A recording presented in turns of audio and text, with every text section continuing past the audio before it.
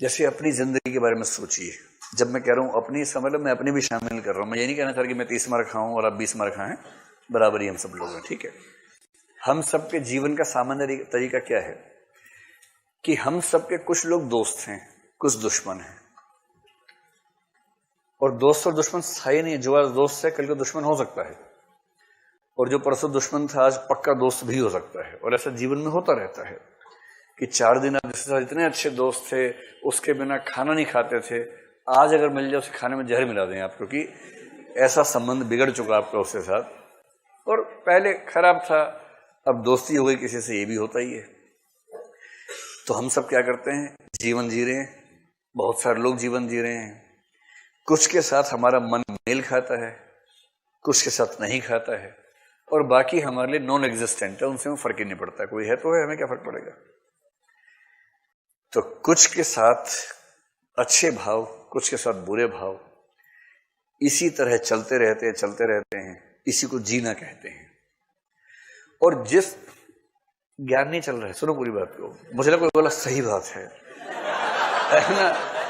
जो भी भाई ज्ञान नहीं चल रहा है, थोड़ा निबंध को समझा रहा हूं, निबंध समझ लो, ये बाबा टाइप मामला नहीं हो रहा है। क्या सही बात है ना। कंसेप्ट है, कंसेप्ट समझो क्या कहना चाह रहे हैं। पता लगा मुंडी हिलनी शुरू हो गई, कल से भगवा चोला पहन के आना शुरू कर दिया, वो सब नहीं चलेगा यहाँ पर।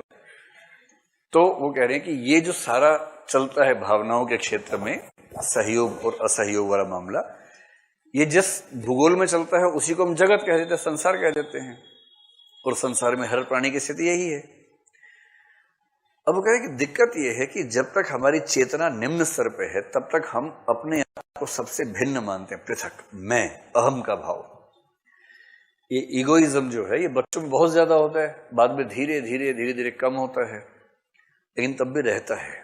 और ईगोइज्म का मतलब है कि दुनिया में जो कुछ भी हो उसको इस रूप में देखना कि मेरे लिए फायदेमंद है, नुकसानदेह है।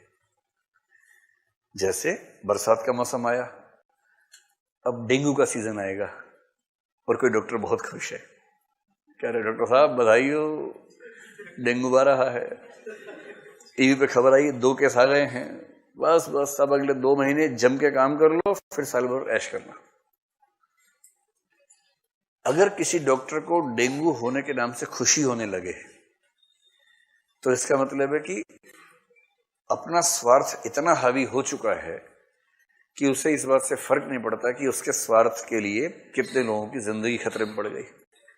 किसी भी क्षेत्र में अगर किसी भी ऐसी चीज में हमें सुख होने लगे जो दरअसल लोक दुख से जुड़ी है, तो चिंता की बात है। और जब तक व्यक्ति ऐसा रहता है, बात केवल डॉक्टर्स की नहीं है, हर प्रोफेशन में ऐसा हो सकता है, हर प्रोफेशन में। जैसे कोई वकील है जो शादी करवाना और तलाक करवाने का काम करता है, ये वाला केस देखता है, और उसने रिपोर्ट पढ़ी कि भारत में तलाक की दर 20% बढ़ी पिछले 1 साल में। बधाई, वकील साहब बहुत बढ़िया, अपना बिजनेस 20% बढ़ेगा अब, क्योंकि तलाक बहुत तेज बढ़ रहा है। बहुत बढ़िया, ऐसा ही बढ़ता रहे, मजा आ जाए। अब उसको इस बात से रत्ती भर फर्क नहीं पड़ रहा कि इससे समाज की क्या स्थिति बनेगी। उसको लग रहा है कि बस केस आते रहें और मेरा काम चल जाए।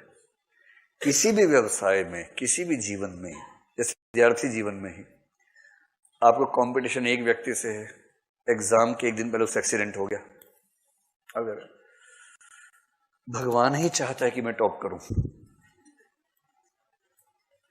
ठीक ही हुआ, अगले साल देगा एग्जाम।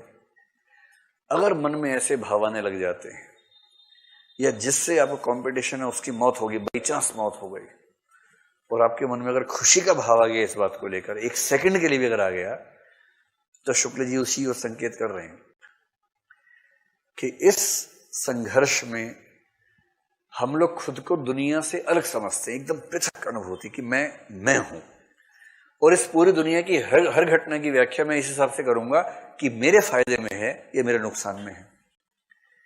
ये जो है ये क्षुद्र स्थिति है, बद्धावस्था है, बंधन की अवस्था है।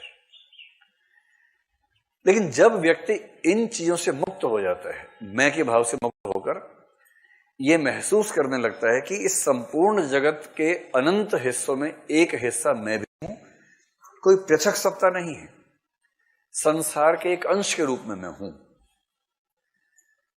तब उसके मन में ये स्वार्थ भावना खत्म होने लगती है और अपने स्वार्थ से इस तरह की मुक्ति, इसको बोलते हैं मुक्तावस्था, मुक्त हो जाना।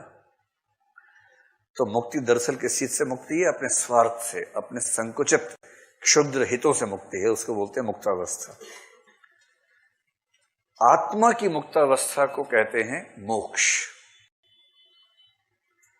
जैसे आत्मा मुक्त होती है, शंकराचार्य को ध्यान रखिए, वैसे हृदय भी मुक्त होता है।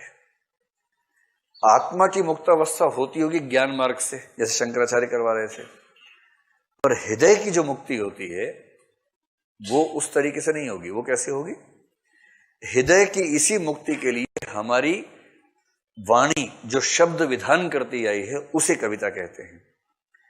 यानी कविता वह शक्ति है, वह शब्द विधान है जो बद्ध हृदय को मुक्त करने का प्रयास करता है। और चूंकि इससे हमारा हृदय मुक्त होता है, इसका मतलब मुक्ति तक पहुंचने का मार्ग ये भी है। और इसलिए हम कविता को भाव योग कहते हैं और ज्ञान योग और कर्म योग के समकक्ष मानते हैं। ज्ञान योग से क्या होता था? आत्मा मुक्त हो जाती थी। कर्म योग से भी लोग मानते हैं कि इससे हमारी चेतना मुक्त हो जाती है, मोक्ष मिलता है। कर्म योग ज्ञान योग की टक्कर में कह रहे हैं एक और योग है भाव योग। भाव योग है कविता, क्योंकि भाव योग पर चलकर हमारी भावनाएं, हमारा हृदय मुक्त हो जाता है, बंधन में नहीं रहता है। हाथ कुछ लगा नहीं, कोई भी भाव कमबख्त जगह नहीं। आप चारों इस भाव से बैठे कि जैसे सन्नाटा पसर गया है, एकदम बड़ा खौफनाक हादसा कोई हो गया हो जीवन में। जैसे बुझा रहा है कि नहीं बुझा रहा है? बुझा रहा है।